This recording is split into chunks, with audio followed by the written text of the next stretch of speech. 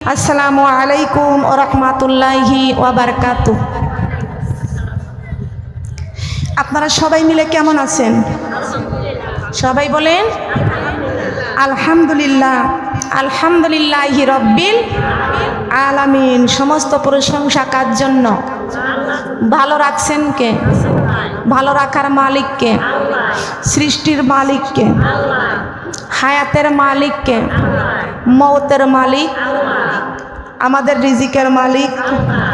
আসমানের নিচে জমিনের উপরে আল্লাহ ছাড়া প্রশংসা পাওয়ার যোগ্যতা পৃথিবীতে আর কেউ আছে? কথা বলেন। কালেমার তাওহীদ যদি না মানি বিশ্ব নবীর নৌকাতে জায়গা, কোরআনের বাণী যদি না মানি বিশ্ব নবীর নৌকাতে, ফজরের নামাজ যদি না পড়ি নবীর নৌকাতে জায়গা, জোহরের নামাজ যদি না পড়ি নবীর নৌকাতে জায়গা, আসরের নামাজ যদি না পড়ি নবীর নৌকাতে জায়গা, আল্লাহর কোরআন যদি না মানি নবীর নৌকাতে জায়গা আছে নাকি বলেন? কোরআন নাজিল করেছেন কে? এই কোরআনের মালিককে। মাথার উপরে 7টি আসমানে, আসমানের মালিককে। পায়ের নিচে 7টি জমিনে, 7 জমিনের মালিককে। তাম পৃথিবীর মালিককে, আমাদের মালিককে। আল্লাহ পাক রব্বুল আলামিন ডাক দিয়ে বলতেছেন, বান্দা পৃথিবীর জমিনে একমাত্র হাকামুল হাকিমিন আমি আল্লাহ। পৃথিবীর সবচাইতে বড় হাকিম আমি আল্লাহ। সুবহানাল্লাহ বলেন। পৃথিবীর সবচাইতে বড় হাকিমকে বলেন, হাকিমকে। আমাদের হায়াতের মালিক আল্লাহ, মওতের মালিক আল্লাহ। ওই আল্লাহ বলেছেন সুম্মা ইলাইনা তুরজাউন। প্রত্যেকটা বান্দাকে আমি আল্লাহর কাছে আবার ফিরে আসতে হবে। যাব? যাবেন? যাইতে রাজি আছেন? দেখি কারা কারা রাজি। আল্লাহর কাছে ফিরে যাইতে রাজি, মরতে কেউ রাজি নাই আমি জানি। মরতে রাজি আছেন? মরণকে পছন্দ করেন কেউ? মওতকে পছন্দ করেন? দেখি কারা কারা মওতকে পছন্দ করেন। দেখেন কারোর হাত খাটো আছে, সবারই হাত খাটো। তার কারণ মওতকে কেউ পছন্দ করি না। কথা বলেন ঠিক কিনা? মওতকে কেউ পছন্দ, নবীর সাহাবীরা মওতকে পছন্দ করি না। কেমনে আপনি মওতকে পছন্দ করেন? আমি বিশ্বাস করলাম না।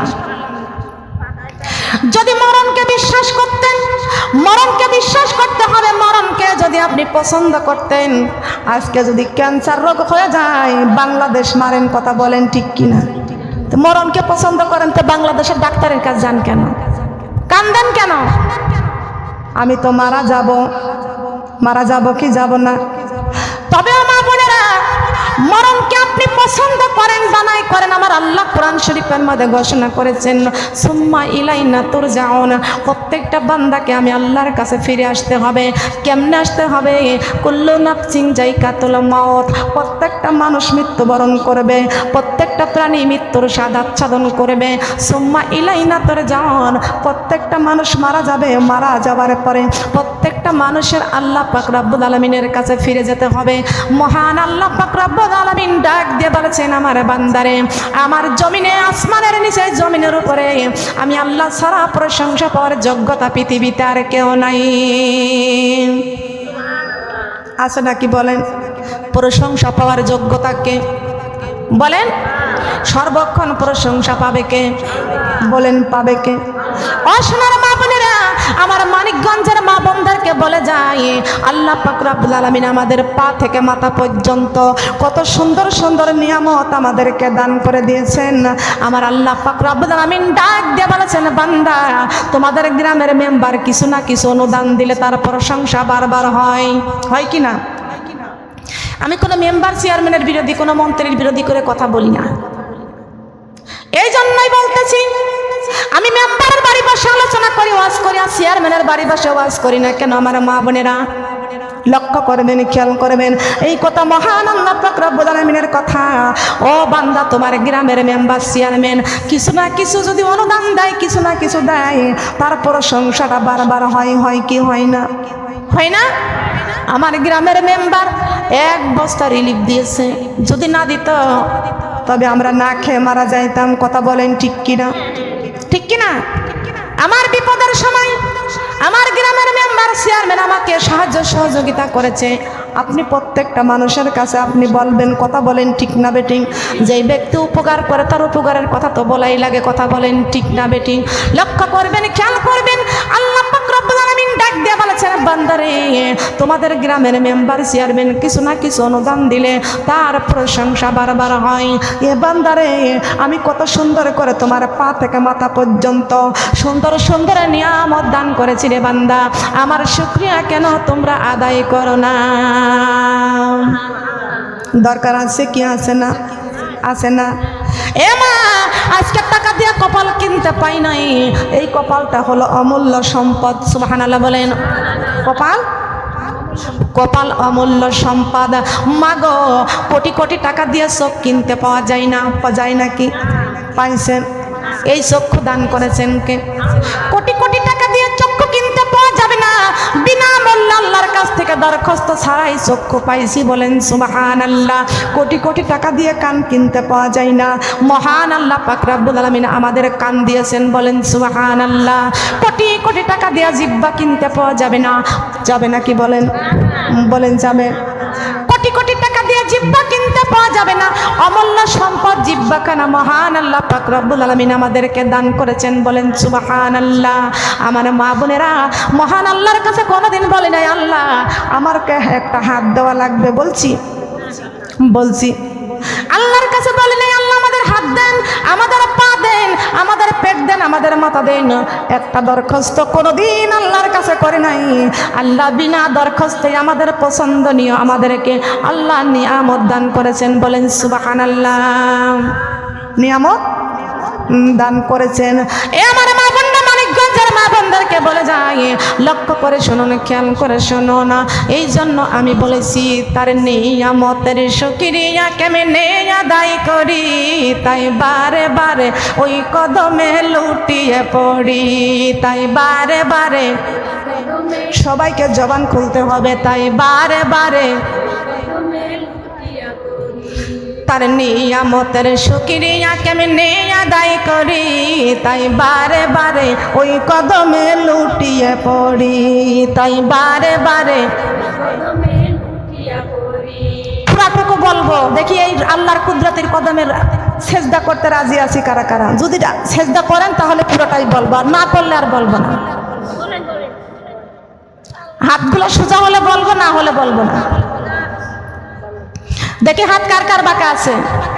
আমার কিন্তু চোখ আছে, ওই পিছনেও কিন্তু আমার নজর যাচ্ছে, খেয়াল করবেন। আল্লাহ দেখায় দিচ্ছে, হাত লম্বা হবে। আল্লাহকে সেজদা করতে রাজি আছি কারা কারা? মানিকগঞ্জের মা বোনরা লক্ষ্য করেন, আমরা সেজদা করবো কাকে? কথা বলেন কাকে? আমার বান্দা কার? এই হাতখানা কে দিয়েছেন? কপালটা কে দিয়েছেন? খাবার দিচ্ছেন কে? হায়াতের মালিক কে? সৃষ্টি করেছেন কে? পৃথিবীতে পাঠাইছেন কে? আবার ডাক দিবেন কে? তবে আমরা আল্লাহকেই সেজদা করবো, বলেন সুবহানাল্লাহ। হাত নামান। সেজদা করবো কাকে? আল্লাহ ছাড়া পৃথিবীতে কেউ সেজদা পাবে? বলেন পাবে নাকি? যাই যেদিকে এই দুটি চোখে দেখি মহিমা, তার নিয়ামতের এই জগতে হয় না তুলনা। যাই যেদিকে এই দুটি চোখে দেখি মহিমা, তার নিয়ামতের এই জগতে হয় না তুলনা। তাই ওই আল্লাহ নাম, ওই মধুর নামে জবানে পড়ি, তাই বারে বারে ওই কদমে লুটিয়ে পড়ি, তাই বারে বারে জবান খোলেন, তাই বারে বারে খাদ্যহীনের দাও গো খাবারে, দুঃখী জনের সুখ, রাত্র শেষে আধার কেটে দেখাওয়ালোর মুখ। সুবহানাল্লাহ বলেন। খাদ্যহীনের দাও গো খাবারে, দুঃখী জনের সুখ, রাত্র শেষে আধার কেটে দেখাওয়ালোর মুখ। ওই আল্লাহ নাম, ওই মধুর নামে জবানে পড়ি, তাই বারে বারে ওই কদমে লুটিয়ে পড়ি, তাই বারে বারে বলেন, তাই বারে বারে ওই কদমে, তাই বারে বারে বলেন না সুবহানাল্লাহ। কার কুদরতির কদমে? বলেন। এ মা বোনেরা লক্ষ্য করে শুনেন, আল্লাহর জমিনে চলতেছি, আইন মানতে হবে কার? কার আইন মানব? আমার আল্লাহ ডাক দিবেন, আল্লাহর কাছে সবাইকে একদিন ফিরে যেতে হবে, হবে কি হবে না? সব মানুষ আল্লাহর কাছে ফিরে যাব।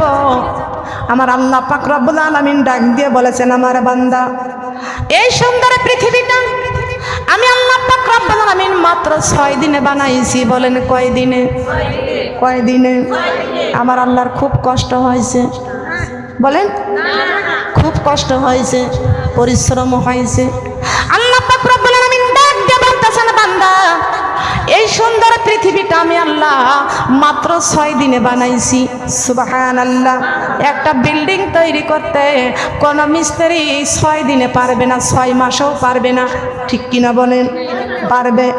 তাম পৃথিবীটা আমার আল্লাহ মাত্র 6 দিনে বানাইছেন। বলেন সুবহানাল্লাহ। খেয়াল করে শুনুন, লক্ষ্য করে শুনুন, প্রত্যেকটা মানুষ আমরা মরে যাব।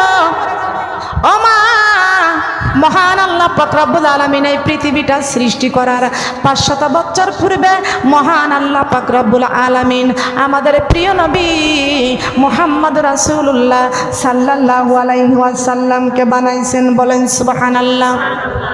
সুন্দর পৃথিবীটা বানাইছেন। আমরা সবাই চলে যাব এই পৃথিবী ছেড়ে।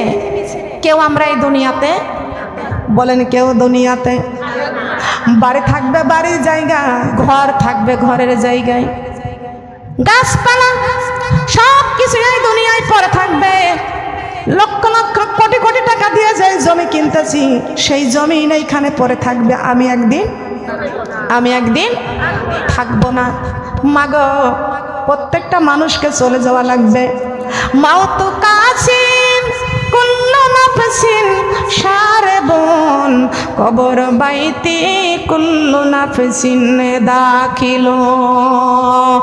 আজ না হয় কাল তুমি যাইবা কবরে, যাওয়ার সময় দেখবে চেয়ে গো তোমার সবই রইল পরে, যাওয়ার সময় দেখবে চেয়ে গো।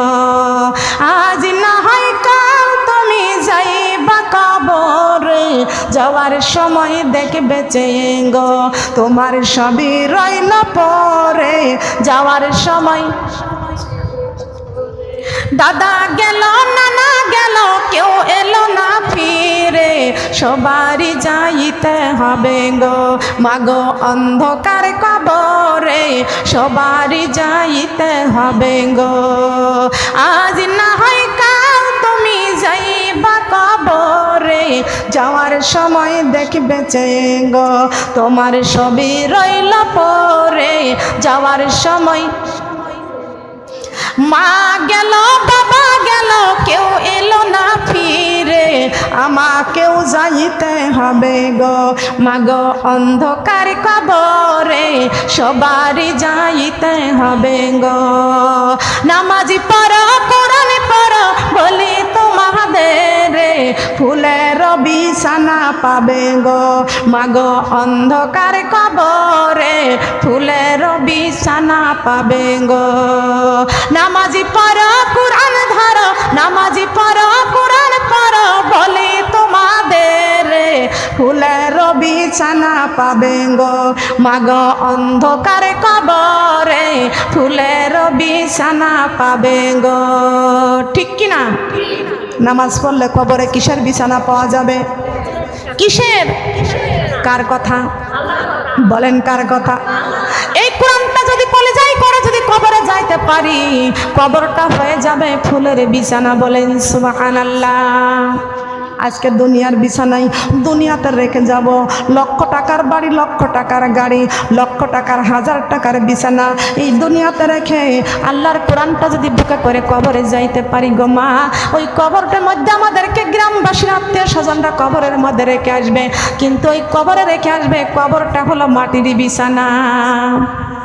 কিসের বিছানা বলেন? বলেন কিসের বিছানা? একটু জিকিরের সঙ্গে আগান তো, পিছনের মা বোনরা বসতে কষ্ট হচ্ছে। সুবহানাল্লাহ, আলহামদুলিল্লাহ, লা ইলাহা, সুবহানাল্লাহ, আলহামদুলিল্লাহ, সুবহানাল্লাহ, লা ইলাহা সুবহানাল্লাহ লা ইলাহা সুবহানাল্লাহ লা ইলাহা সুবহানাল্লাহ আলহামদুলিল্লাহ মানিকগঞ্জের জমিনেতে কোরআনের মেলা বসেছে সেই মেলাতে হাজারো মাবুদ আল্লাহর জিকির করেছে কালিমা লা ইলাহা সুবহানাল্লাহ আলহামদুলিল্লাহ মানিকগঞ্জের জমিনেতে কোরআনের মেলা বসেছে সেই জমিনে হাজারো মা বোন চোখের পানি ছেড়েছে কালিমা লা ইলাহা সুবহানাল্লাহ আলহামদুলিল্লাহ সুবহানাল্লাহ লা ইলাহা অন্ধকারে কবরে বুঝিবা গো মা কোরআন পড়ার কত গুণ সুবহানাল্লাহ আলহামদুলিল্লাহ লা ইলাহা সুবহানাল্লাহ আগান আগান সামনের দিকে আগান হাসরের মাঠে বুঝিবা গো মা পাঁচ ওয়াক্ত নামাজের কত গুণ সুবহানাল্লাহ আলহামদুলিল্লাহ সুবহানাল্লাহ আলহামদুলিল্লাহ ও মাগো নামাজি রোজা ছাড়িও না মাগো আল্লাহর কোরআন ভুলিও না মাগো নামাজি রোজা ছাড়িও না মাগো আল্লাহর কোরআন ভুলিও না কোরআন ভুলে কবরে গেলে মাগো কবরে শান্তি পাইব না সুবহানাল্লাহ লা ইলাহা লা ইলাহা ইল্লাল্লাহু মুহাম্মাদুর রাসূলুল্লাহ সবাই বলি সাল্লাল্লাহু আলাইহি ওয়াসাল্লাম সম্মানিত মা বোনরা কান লাগান খেয়াল করে শুনুন প্রত্যেকটা মানুষ আমরা মারা যাব আমরা মরণকে কেউ পছন্দ করি না আমরা মৃত্যুকে ভয় পাই কথা বলেন ঠিক কিনা কিন্তু ইমানদাররা কখনো মৃত্যুকে ভয় পায় না বলেন পাবে নাকি চোররা তো সবসময় গৃহস্থর ভয় করে কথা বলেন ঠিক কিনা কথা বলেন ঠিক কিনা চোর তো সবসময় গৃহস্থ দেখলে ভয় পায় যে ব্যক্তি আসামি হয় ও তো পুলিশ দেখলে ভয় পায় ঠিক কিনা বলেন যে কোনোদিন আসামি হয় না সে কখনো পুলিশকে ভয় পায় না কথা বলেন ঠিক কিনা ঠিক কিনা বলেন আবার দেখা যায় আসামিরা কখনো ঘরে থাকে না ওরা কিন্তু পালায়া বেড়ায় কথা বলেন ঠিক কিনা লক্ষ্য করেন খেয়াল করে শুনেন আমরা মুমিন হতে চাই মুত্তাকি হতে চাই আমরা কবরকে কখনো ভয় করব একমাত্র আমল নিয়ে যদি কবরে যাইতে পারি কবরটা হয়ে যাবে ফুলের বিছানা বলেন না কিসের বিছানা এমা আল্লাহ পাক রব্বুল আলামিন বলেছেন বান্দা আমি তোমাদেরকে ওই মরণকে স্মরণ করতে বলেছি কবরকে ভয় করতে বলেছি তোমরা একদিন এই পৃথিবীর জমিন ছেড়ে চলে যাবে আমি আল্লাহ তোমাদের পৃথিবীর জমিনে কেন পাঠাইলাম কি জন্য পাঠাইলাম জানার দরকার আছে না এ আমার মা বোনেরা মানিকগঞ্জের মা বোনদেরকে বলে যাই শুধু আমি না আপনিও না আমরা বড় ঘর করি বড় বিল্ডিং করি দালান কোঠা করি গাড়ি করি টাকা পয়সা সব জমা মজুত করি কিন্তু এই আল্লাহর কাজগুলো আমরা কেউ করতে চাই না কথা বলেন ঠিক কিনা আল্লাহর কাজগুলো আমরা করতে চাই না আল্লাহ আপনাকে আমাকে কেন পাঠাইছেন আল্লাহ পাক ওই গাছকে বলে নাই গাছরা তোমরা শুধু আমার জিকির করবে আল্লাহ পাক রব্বুল আলামিন সুন্দর পৃথিবীটা সুন্দর পৃথিবীটা সৃষ্টি করেছেন। আর এই সুন্দর পৃথিবী সৃষ্টি করার 500 বছর পূর্বে আমার নবী মুহাম্মদ রাসূলুল্লাহ সাল্লাল্লাহু আলাইহি ওয়াসাল্লামকে বানাইছেন। বলেন সুবহানাল্লাহ। কিন্তু আমার আল্লাহ ফেরেশতাকে ডাক দিয়া বলতেছে, না ফেরেশতা, আমি আল্লাহ তোমাকে বলতেছি একটু জিদ্দায় যাও। ফেরেশতা বলেছে, আল্লাহ জিদ্দায় কেন যাব? বলে এক মুষ্টি মাটি নিয়ে আসো, এক মুষ্টি মাটি নিয়ে আসো। ফেরেশতা বলে, আল্লাহ আপনি মাটি দিয়ে কি করবেন? মাটির কি প্রয়োজন? আল্লাহ পাক রব্বুল আলামিন বলেছেন, ওয়ালা কাদ কাররামনা বানি আদম। সুবহানাল্লাহ বলেন, ওয়ালা কাদ কাররামনা বানি আদম। ফেরেশতা রে, আমি আমার সম্মানিত আদমকে বানাবো। কাকে বানাবে বলেন? সম্মানিত আদমকে বানাবেন। সুবহানাল্লাহ। খেয়াল করে শুনুন, লক্ষ্য করে শুনুন। আল্লাহর ফেরেশতা ডাক দিয়ে বলতেছেন, আল্লাহ আপনি কেন আদমকে বানাবেন? আমার আল্লাহ বলেছেন, ওয়া ইজ ক্বালা রাব্বুকা লিল মালাইকাতি ইন্নী জাইলু ফিল আরদি খলিফা। আল্লাহু আকবার। আছে নাই কোরআন শরীফের মধ্যে? সূরা বাকারা 30 নম্বর আয়াতে খোঁজ করবেন, 30 নম্বর আয়াতে খোঁজ করবেন, কথা বলবেন না। ওই যে ক্বালা রাব্বুকা লিল মালাইকাতি ইন্নী জাইলু ফিল আরদি খলিফা। ও ফেরেশতা, আমার আদমকে আমার খলিফা বানাইয়া দুনিয়ায় পাঠাবো। সুবহানাল্লাহ বলেন। আল্লাহ বলেছেন আমার খলিফা করে আদমকে বানাবো। আল্লাহর ফেরেশতা বলেছে, আল্লাহ আপনি আদম জাত বানাবেন না, আদম জাত আপনি বানাবেন না। খুব খেয়াল করবেন, লক্ষ্য করবেন। আল্লাহর ফেরেশতা বলেছে, আল্লাহ এই আদম জাতকে আপনি বানাবেন না। আল্লাহ কয়, কেন রে ফেরেশতা, তোমার সমস্যাটা কি? আল্লাহর ফেরেশতা বলেছে, আল্লাহ কি জন্য আপনি বানাবেন? আপনার জিকির করার জন্য আমরা হাজার হাজার ফেরেশতাই যথেষ্ট। সবাই বলেন সুবহানাল্লাহ। আল্লাহ পাক রব্বুল আলামিন বলেছেন, আদা ফেরেশতা ওই গাছপালা আমার জিকির করবে, সমুদ্রের মাছ আমার জিকির করবে, পানি আমার জিকির করবে, পৃথিবীতে যা কিছু সৃষ্টি করেছি সব কিছু আমার জিকির করবে। এ ফেরেশতা তোমরা হাজার হাজার ফেরেশতা আমার জিকির করবে। কিন্তু আদম জাতকে আমি কেন বানাইতেছি? ইল্লা লিয়াবুদুন। আমি আল্লাহ পাক রব্বুল আলামিন যে আদমকে সৃষ্টি করব, ওরা আমার এই কোরআনের বাণীটা, আমার দিন প্রচার করবে, আমার দিন প্রচার করবে, আমার দিনকে জিন্দা রাখবে। বলেন সুবহানাল্লাহ। লা ইলাহা ইল্লাল্লাহ। কথা কোন কালিমা লা ইলাহা ইল্লাল্লাহ। ফুলের সাথী প্রজাপতি, চাঁদের সাথী তারকা, আমার সাথী নাই রে আল্লাহ, আমার সাথী নাই রে আল্লাহ, কোরআন শরীফ ছাড়া।